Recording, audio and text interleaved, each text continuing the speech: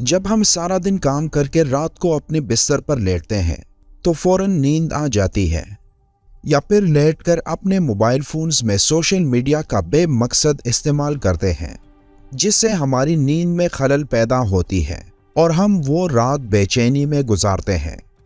ہم مسلمانوں کے لیے یہ ضروری ہے کہ سوتے وقت اللہ کا نام پڑھ کر سوئیں، اور جب ہم قرآن پاک کی سب سے طاقتور آیت یعنی آیت الکرسی پڑھ کر سوتے ہیں تو اللہ ہماری حفاظت کے لیے ایک فرشتہ بھیجتا ہے جو برے خوابوں اور تمام برائیوں سے پوری رات ہماری حفاظت کرتا ہے، اور ہم پوری رات اللہ کی حفاظت میں سکون کی نیند سوتے ہیں۔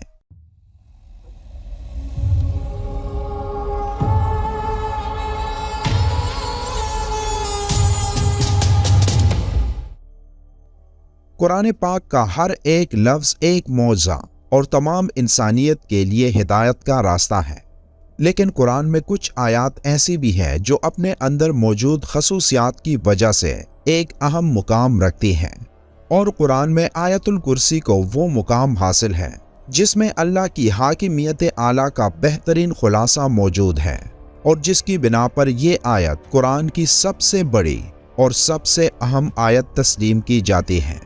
حضرت علی رضی اللہ تعالیٰ عنہ نے فرمایا کہ قرآن کی سردار آیت آیت الکرسی ہے۔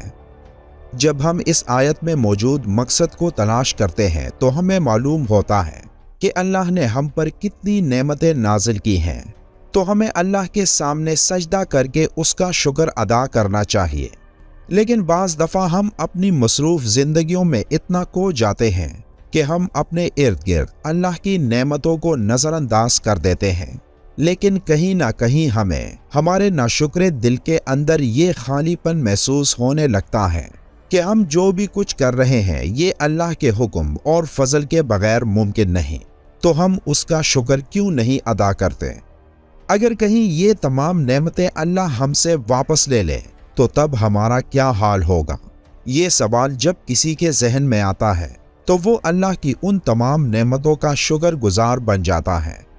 جب ہم آیت الکرسی پڑھتے ہیں تو ہم اللہ کی عظمت کو تسلیم کرتے ہیں، اور جب ہم آخر میں یہ پڑھتے ہیں اور وہی ہے سب سے بلند عظمت والا، تو ہم اس کی عظیم طاقت کا شکر ادا کرتے ہیں۔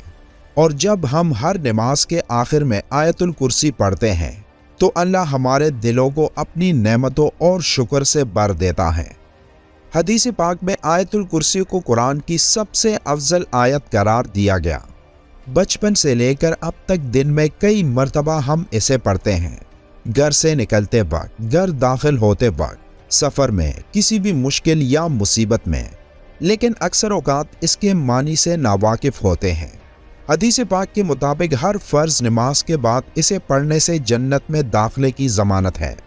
جو شخص اسے صبح پڑھے شام تک اللہ کی حفاظت میں رہتا ہے، اور شام کو پڑھنے والا صبح تک حفاظت الہی میں رہتا ہے۔ روایات میں ہے کہ اس اکیلی آیت مبارکہ کے نزول کے وقت 30,000 فرشتے اور بعض روایات کے مطابق 70,000 فرشتے اترے تھے، جس سے اس کی شان ظاہر ہوتی ہے۔ حدیث پاک میں ہے کہ نبی صلی اللہ علیہ وآلہ وسلم نے فرمایا، معراج کی رات مجھے 3 نور دکھائی دیے۔ پوچھنے پر پتہ چلا کہ ایک آیت الکرسی، دوسرا سورہ یاسین اور تیسرا سورہ اخلاص کا نور ہے۔ میں نے جب آیت الکرسی کے ثواب کے متعلق سوال کیا تو اللہ نے کہا، جو اس کا پڑھنے والا ہوگا وہ میری ضرور زیارت کرے گا، خواہ ایک ہی بار تلاوت کی ہو۔ حضرت علی رضی اللہ تعالیٰ عنہ سے مروی ہے کہ نبی صلی اللہ علیہ وآلہ وسلم نے فرمایا، جس نے آیت الکرسی اپنے گھر میں تلاوت کی تو 30 دن تک اس کے گھر میں شیطان نہیں آ سکتا، اور 40 دن تک جادوگر کا جادو اثر انداز نہیں ہو سکتا۔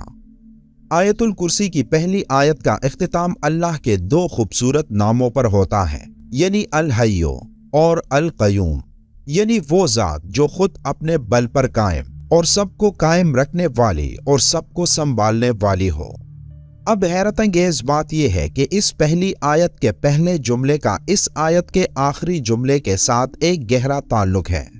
اس آیت کے آخری جملے میں پھر سے اللہ کے 2 نام آئے ہیں جو اس طرح ہیں، اور وہی ہے سب سے بلند عظمت والا۔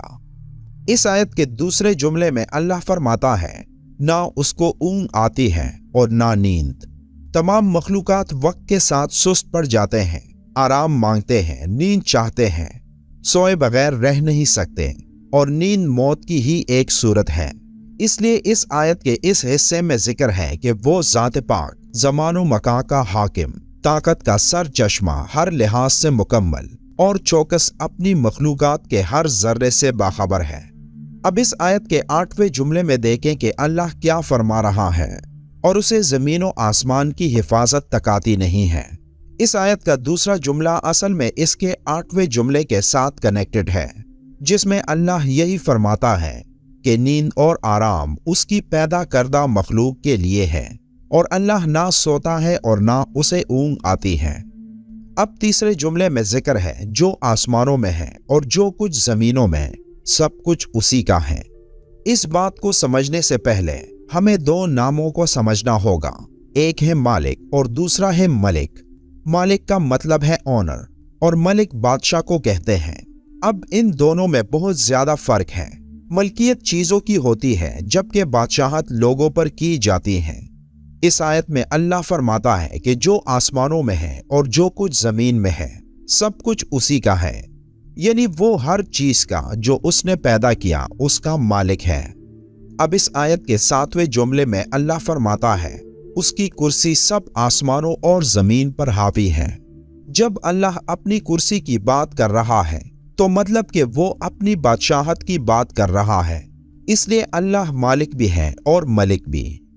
پھر چوتھے جملے میں اللہ کا ارشاد ہے، کون ہے جو اس کے سامنے اس کی اجازت کے بغیر کسی کی سفارش کر سکے؟ پھر چھٹے جملے میں فرماتا ہے، اور وہ اس کے علم میں کسی بھی شے کا احاطہ نہیں کر سکتے مگر جتنا وہ چاہے۔ اب چوتھا اور چھٹا جملہ ایک دوسرے کے ساتھ منسلک ہیں، یعنی پہلا جملہ اور جملہ نمبر 9، دوسرا اور 8واں جملہ، تیسرا اور 7واں جملہ، چوتھا اور چھٹا جملہ ایک دوسرے سے منسلک ہیں۔ تو باقی کون سا جملہ رہ جاتا ہے؟ تو وہ ہے جملہ نمبر 5، جس میں اللہ فرماتا ہے، اللہ جانتا ہے جو ان سے پہلے ہو چکا ہے اور جو ان کے بعد ہونے والا ہے۔